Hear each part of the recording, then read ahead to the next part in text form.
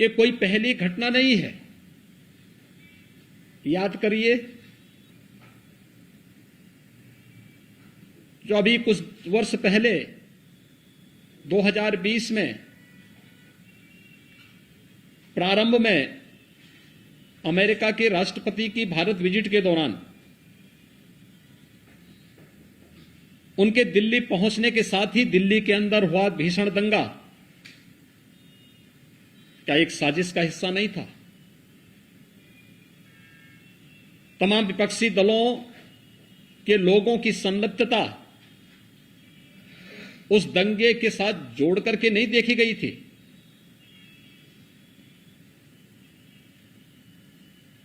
Corona कालखंड के दौरान देश के कोविड प्रबंधन को WHO और दुनिया के देश सराह रहे थे, लेकिन भारत के अंदर विपक्ष एक ऐसा माहौल बनाने का प्रयास कर रहा था जैसे कि सरकार इन सभी चीजों से अनभिज्ञ है और महामारी से लोग मर रहे हैं। अंतर्राष्ट्रीय स्तर पर भारत की छवि को खराब करने, भारत को अस्थिर करने के लिए जिन मंसूबों के साथ विपक्ष कार्य कर रहा है, यह अत्यंत दुर्भाग्यपूर्ण है। अनेक ऐसे अवसर आए हैं जब भी देश के अंदर कोई महत्वपूर्ण कार्यक्रम होता है, उससे पहले विपक्ष किसी न किसी साजिश का शिकार होकर के देश के खिलाफ या दुनिया के अंदर भारत के खिलाफ माहौल बनाने के लिए किसी न किसी षड्यंत्र का पार्ट बन जाता है। संसद का यह सत्र अत्यंत महत्वपूर्ण सत्र था और मुझे तो आश्चर्य होता है, यह परिपाटी रही है संसद सत्र में, क्योंकि लगभग 19-20 वर्षों तक संसद के अंदर कार्य करने के लिए का मुझे अवसर प्राप्त हुआ था।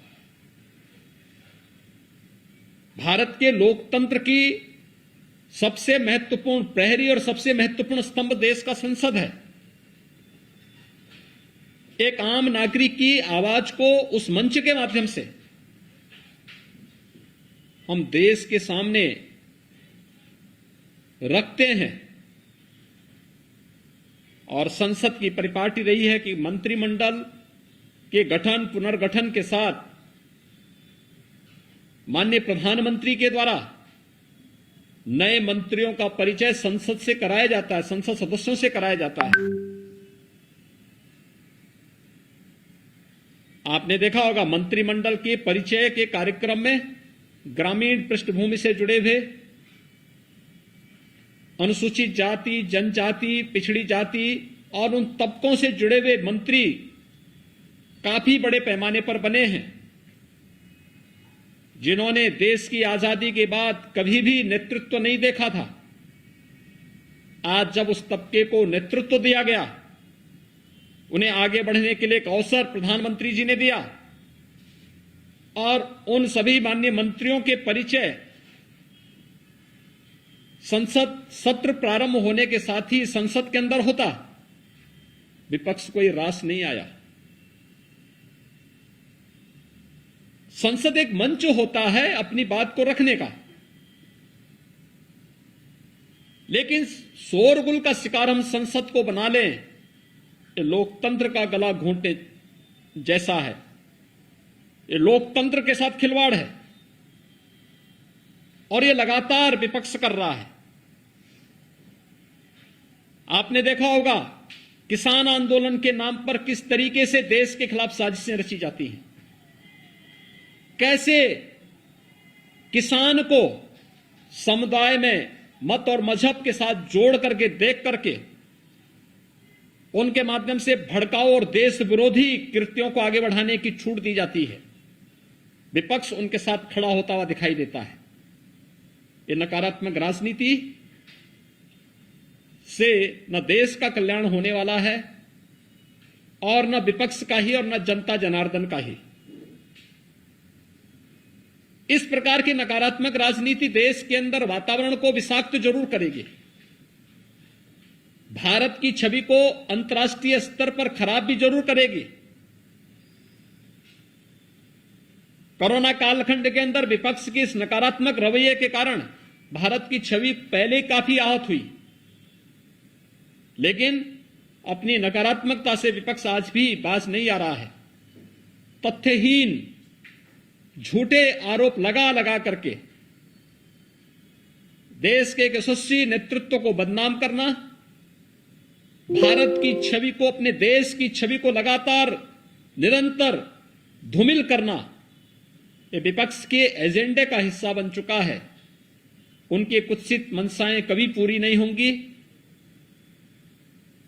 जनता जनार्दन समय आने पर उन्हें फिर से जवाब देगा, वैसे ही जवाब देगा जैसे 2019 के लोकसभा चुनाव के ठीक पहले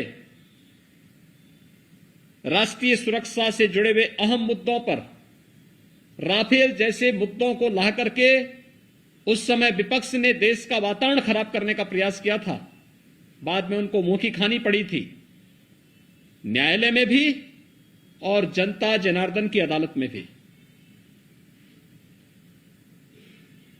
इस बार फिर से संसद सत्र के इस महत्वपूर्ण मुद्दे पर, जहां पर गांव के लिए, गरीब के लिए, किसान के लिए, नौजवान के लिए, महिलाओं के लिए, समाज के विभिन्न तबकों के लिए चर्चा होती, कोरोना महामारी को लेकर के चर्चा होती, वैक्सीनेशन की ड्राइव को कैसे हम समयबद्ध ढंग से आगे बढ़ा करके देश के अंदर पूरा करें, इसको लेकर के इस सदी की इस महामारी से निपटने में सामूहिकता का क्या प्रभाव हो सकता है, इन सब मुद्दों पर जहां एक सार्थक चर्चा का मंच संसद होता, चर्चा का मंच न बना करके शोरगुल और केवल आरोप प्रत्यारोप के साथ ही तथ्यहीन और झूठे आरोप, मनगढ़ंत आरोप लगा करके देश की छवि को भी धूमिल करने का जो कुत्सित प्रयास हो रहा है, ये कभी मंशाएं विपक्ष की पूरी नहीं होंगी।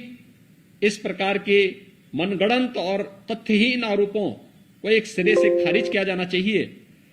देश की जनता मांग कर रही है कि विपक्ष कोरोना कालखंड में जो एक विषाक्त वातावरण विपक्ष ने बनाया था देश के अंदर, दुनिया के अंदर देश की छवि को खराब करने का कुत्सित कार्य किया था, उसको लेकर के भी और संसद सत्र की कार्रवाई को निर्बाध और निर्विघ्न संपन्न करवाने में योगदान देने की बजाय अपनी इस नकारात्मकता के कारण जनपक्ष से जुड़े हुए, जनता से जुड़े हुए ज्वलंत मुद्दों को संसद में न उठने देना, ये आम नागरिक के जीवन के साथ खिलवाड़ है। विपक्ष को इस बात के लिए जनता जनार्दन से और देश से माफी मांगनी चाहिए।